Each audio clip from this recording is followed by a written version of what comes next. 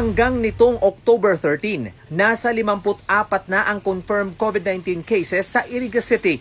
Pinakahuling nadagdag na pasyente ang isang government employee na kasama sa 64 na individual na nagpa-RT-PCR test matapos ma-expose sa COVID-19 patient.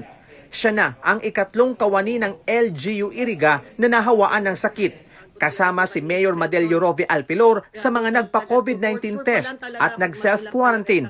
Linggo nang lumabas ang negatibong resulta nila maliban sa isa. One po, nagluwas yung result. Salamat kita na negative. Out of the 64, saan na po nag-positive. The 63, ngamin po nag-negative. Kadakal ka nang nagte-text nga na nangangadjing niya kami. Sana nga maging negative man. Thank you po empathy ninyo. Thank you po support. Thank you po prayers. Prayers can really move mountains. Kadakal talagang nangadji, nagrosaryo, kadakal talagang amin. And we really thank God. God is really good.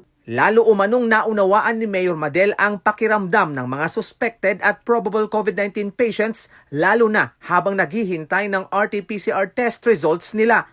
To torture pa lang talaga pag mag-ilap talaga yung kaka-result na if ever na-expose ka.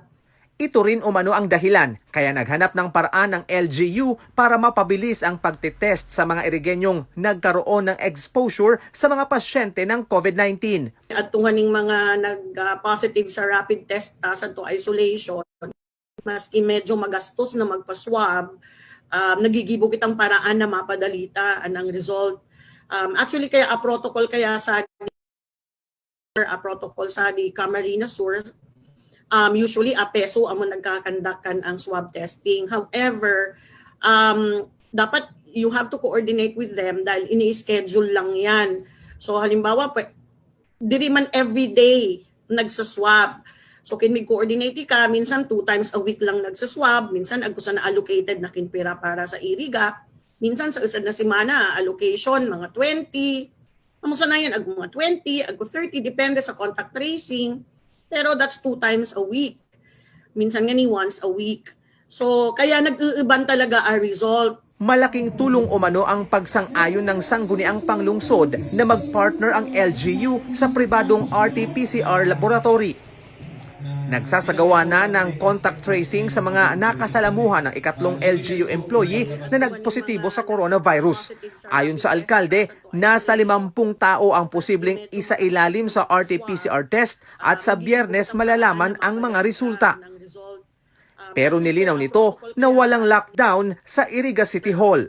Ngayon, bakit na pong lockdown, dahil lockdown, di kita pwedeng mag-lockdown sa City Hall because we have to continue our services, especially now na agko kita typhoon. Sa pinakahuling datos ng Incident Management Team ng Iriga, may 19 pasyente ang patuloy na nagpapagaling sa COVID-19.